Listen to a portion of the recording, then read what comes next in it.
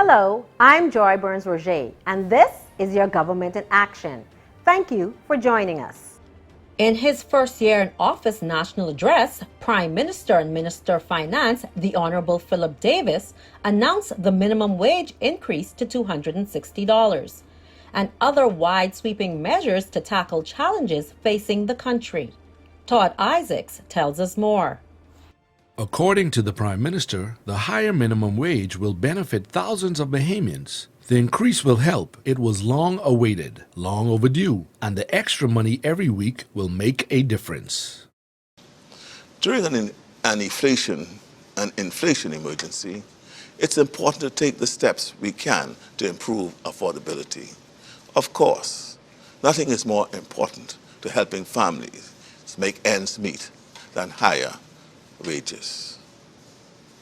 The last time the minimum wage was raised in our country was 2015. A new increase has been long overdue.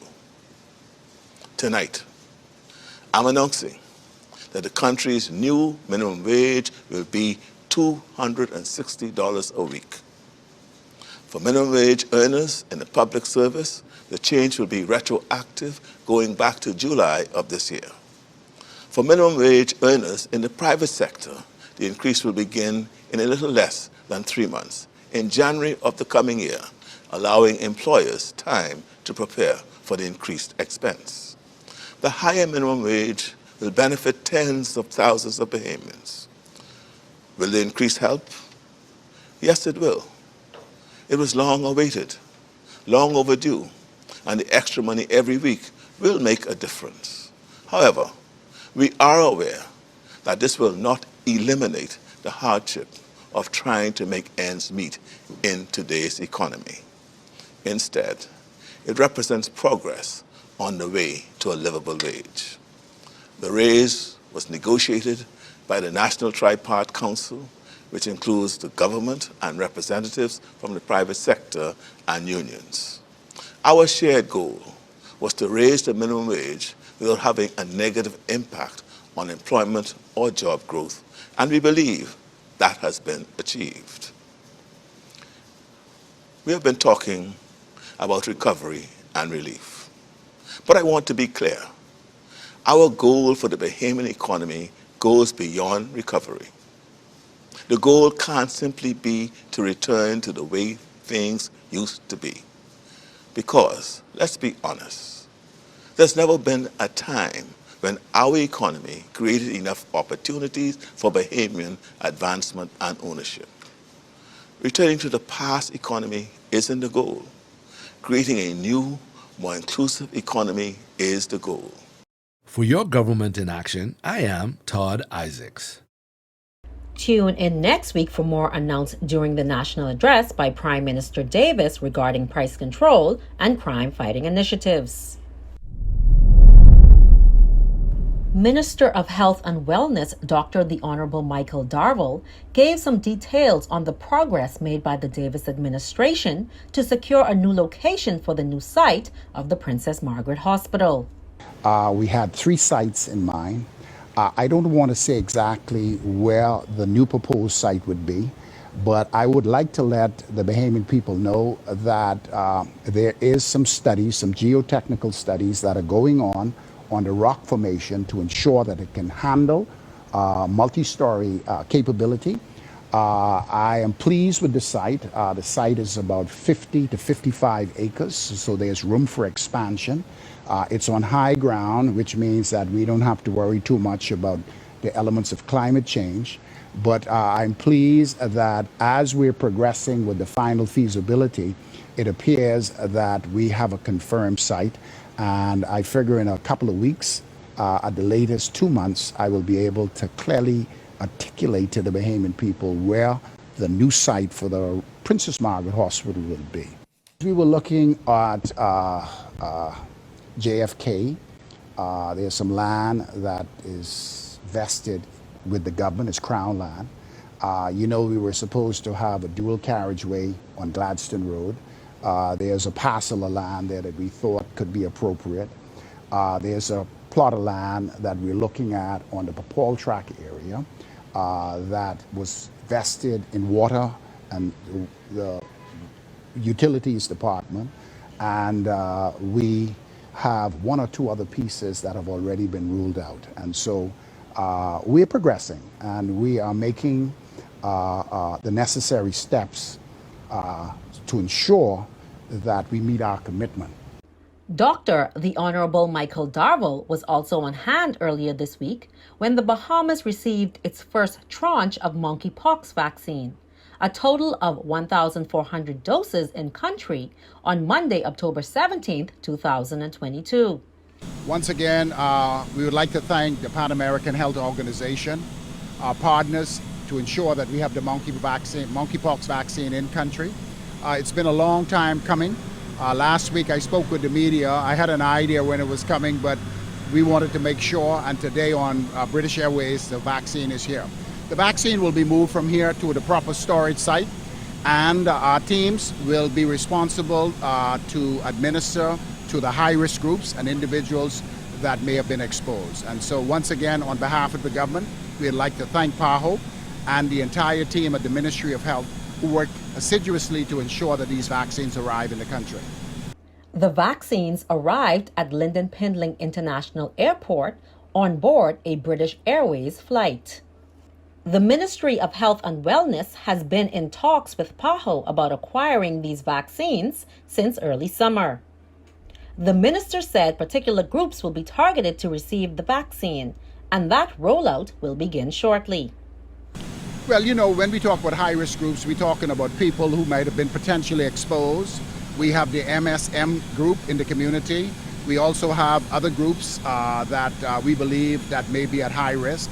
But as Dr. Busan said, this is not like COVID where everyone needs to be vaccinated.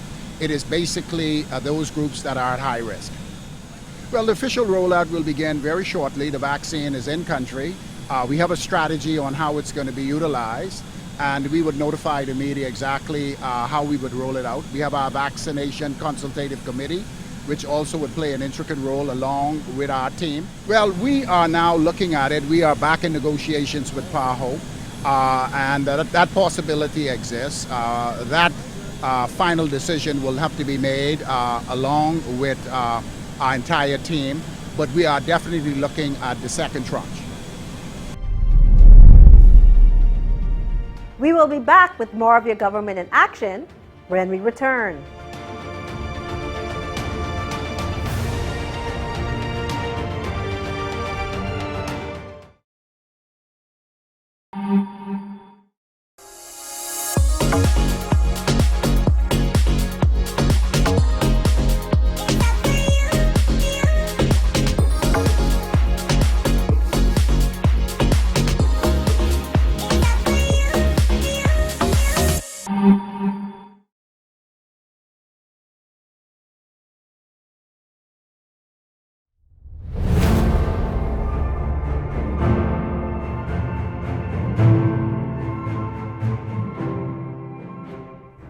Welcome back.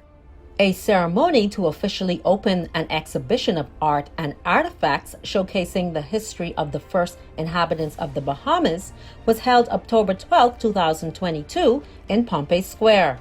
Presented by the Antiquities, Monuments and Museums Corporation, the exhibition Lucayans, the Valor of the Vanquished, featured miniature replicas, life-size statues, and artifacts to tell the story of the vitality and the unfortunate demise of the Lucayan people. The exhibition offers the public a chance to become more knowledgeable about the Lucayans and the cultural legacy and history of the Bahamas. Prime Minister and Minister of Finance, the Honorable Philip Davis, gave remarks at the opening ceremony, denoting the importance of this historic exhibition, the first of its kind in the Bahamas. Today, many of us stand here as people whose story in this Western world began with forced migration and enslavement. We are not the original people of this land. We inherited this land, and as people who now claim this earth as our own, we have a duty to honor and remember its original inhabitants. This exhibit highlights the importance of preserving the cultural legacy of the Lucayan people and of rewriting historical inaccuracies. The Lucayans have left an enduring legacy for the Bahamas. The names of islands such as Inagua, Maguana, and Exuma bear Lucayan origins. Words such as barbecue, hammock, and pepper pot originated with the indigenous Lucayan people. Speaking of pepper pot, while the ingredients used in the original pepper pot have certainly changed over time, the concept and style of stewing with peppers, bird and bell peppers, still remains. So too has our penchant for consuming seafood like fish and conch. It was the Lucayans who discovered conch, now our national food. Though vanquished and all but vanished, the Lucayans have left a tremendous legacy through their artifacts. These artifacts on display in Pompey Museum speak to a civilization that coexisted with nature and created amazing masterpieces in clay, stone, and wood. These were a proud people who discovered the Bahamas long before Europeans did. The Lucayans deserve to be celebrated and recognized for their accomplishments. 530 years ago, the old world of Europe encountered the first peoples of the Western Hemisphere. That accidental encounter took place on our shores and led to the unfolding of the modern nations of the Americas, bearing witness to the permanent reunion of civilization and the enslavement of Native Americans and Africans that followed were the Lucayan people. I therefore commend the leadership teams and the staff members at AMMC and Pompey Museum for staging this exhibition in commemoration of the Lucayan people on a day most significant to the modern nations of the Americas. So thank you very much, Madam Chair, for facilitating this endeavor, and Dr. Curry. In thinking about the name and theme of this exhibition, I thought it interesting that the first indigenous person to lead an attack against the abuses of European colonization in the Americas was a Lucayan. This individual was a Lucayan from the Turks and Caicos Islands and had migrated to Hispaniola. He later rose to become the cacique of the Taino chiefdom and was later captured by the Spanish in 1496. His name was Chief Caonabo. From as early as 1499, Spanish ships were conducting slave raids throughout the Lucayan Islands. It was reported that trails of Lucayan bodies tossed from slave ships could be seen by Spanish mariners returning to their Caribbean home ports. The day of infamy for the Americas began when Christopher Columbus made landfall in the Bahamas on 12th of October 1492. Within 40 years, Lucayans were extinct. The Lucayan story is therefore much more than a tale of native people in loincloths. Within their story are profound implications that speak to the Bahamas' destiny and identity for the greater good of humanity. Their demise also uncovers an inherent responsibility left us as inheritors of these islands. The late Sir Lyndon Pinland captured the spirit of this noble calling during his speech at the United Nations in 1973. Upon acknowledging the UN's acceptance of the Bahamas as its latest member state, Sir Lyndon said, "The Bahamas has undergone constant evolution in an entirely peaceful atmosphere without violence." He went on to say that Bahamians can help make the world better by sharing our experiences in human relations, in effecting change without disorder, revolution without bloodshed, and in developing a stable economic and social order. Also present at the opening ceremony were Minister of Education and Technical and Vocational Training, the Honorable Glenys Hannah Martin, Minister of Agriculture, Marine Resources and Family Island Affairs, the Honorable Clay Sweeting, and Minister of State in the Office of the Prime Minister, the Honorable Miles LaRota. We will be back with more of your government in action when we return.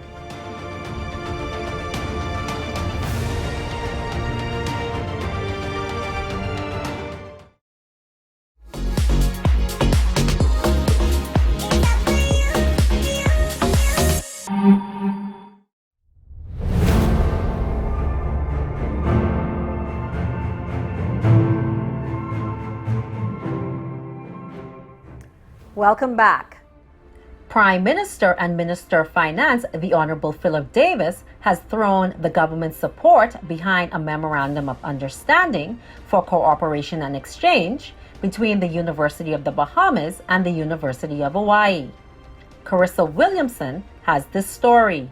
The Memorandum of Understanding was signed during a disaster risk reduction summit facilitated by the Disaster Reconstruction Authority, the National Emergency Management Agency, and the Pacific Disaster Center of Hawaii on Thursday, October 13, 2022, at Bahama Resort. Signatories to the MOU were Dr. Eric Rowland, President of the University of the Bahamas, and Dr. John Barile, Director of the Social Science Research Institute at the University of Hawaii. The event coincided with the International Day for Disaster Reduction, October 13th, which is set aside by the United Nations to encourage countries to take part in building more disaster-resilient communities.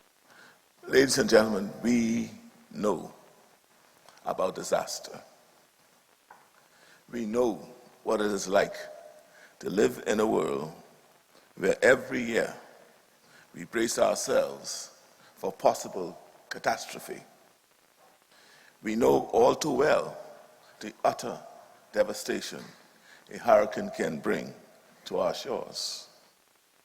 On September 1st, 2019, a devastatingly unprecedented Category 5 hurricane made landfall in Abaco and then Grand Bahama. That was a terror, the likes of which we had never seen before. Hurricane Dorian was by all accounts a freak hurricane, a product of an ever-warming climate.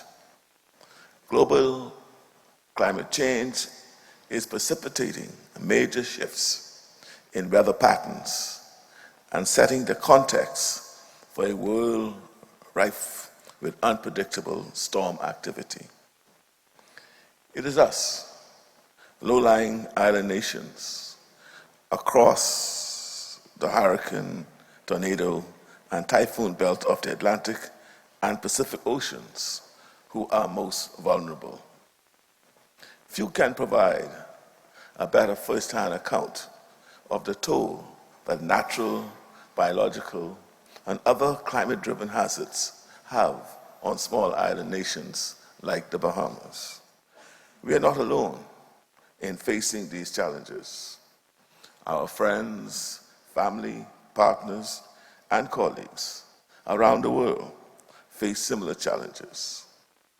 This rings especially true for our friends and partners from the University of Hawaii's Pacific Disaster Center, who have been by our side and on the ground to support responses to hurricanes Dorian, Joaquin, and Matthew. Faced with similar challenges, the Bahamas and PDC are looking beyond reactionary measures to forge novel ways of thinking and doing in response to disaster.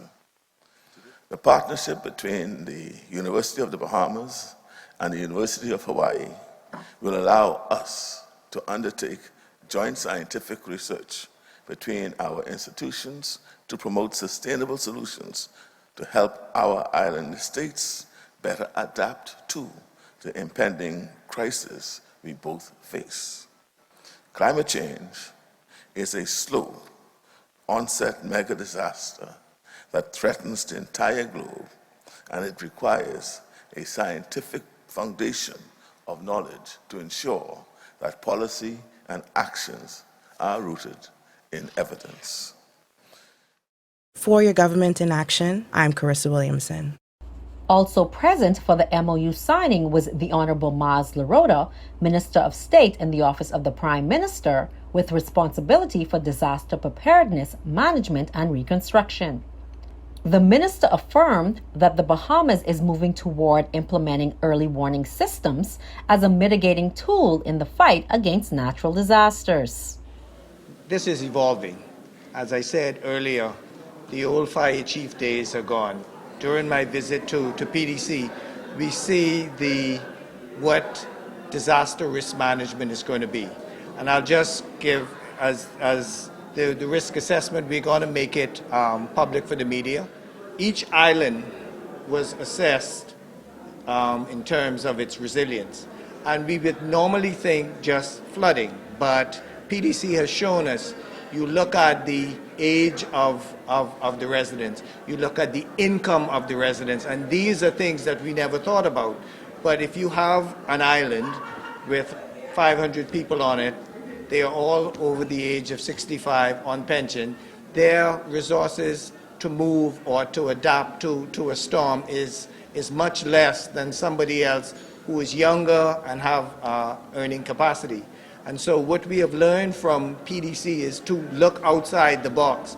It's just a hurricane coming, blowing winds. It is how those communities are going to be able to bounce back, as we would say in the Bahamas, from those storms. And I think what PDC opened our eyes to was, don't look at the Bahamas as it's just a homogeneous place. It is actually different islands that have different vulnerabilities. Some islands are hilly, some islands are flat, some islands have aging populations, some islands have no shelters. And so all of this is taken. So as we move towards this new cutting edge, we are looking for individuals, and the government, the Prime Minister has decided that NEMA, DRA, and the Ministry of Disaster Preparedness, we had a lot of replication, a lot of duplications in individuals, but also overlapping services. We are moving towards a more agile ministry with one person, with different departments, and so we won't just have 3 different silos, but one ministry with individuals looking at science and not just what was done in the past. For the first time in 3 years, residents and visitors converged on McLean's Town, East Grand Bahama, this past Monday, October 10th, 2022, to celebrate the 50th annual Conch Cracking Festival, co-sponsored by the Ministry of Tourism, Investments and Aviation under the theme 50 Years and Still Cracking.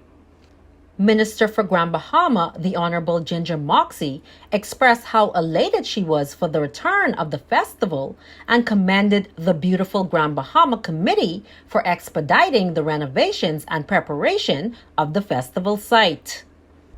Minister Moxie said the Conch Cracking Festival is another clear signal that tourism is back and highlights the importance of promoting and protecting our rich Bahamian cultural heritage throughout Grand Bahama Island. The Conch-centered event is an annual homecoming festival that started in 1972, where locals and visitors alike engaged in a friendly competition for an authentically designed Conch trophy. That is all for this week. Thank you so much for joining us. Tune in next week for another edition of Your Government in Action. I'm Joy Burns-Roger. Have a good evening.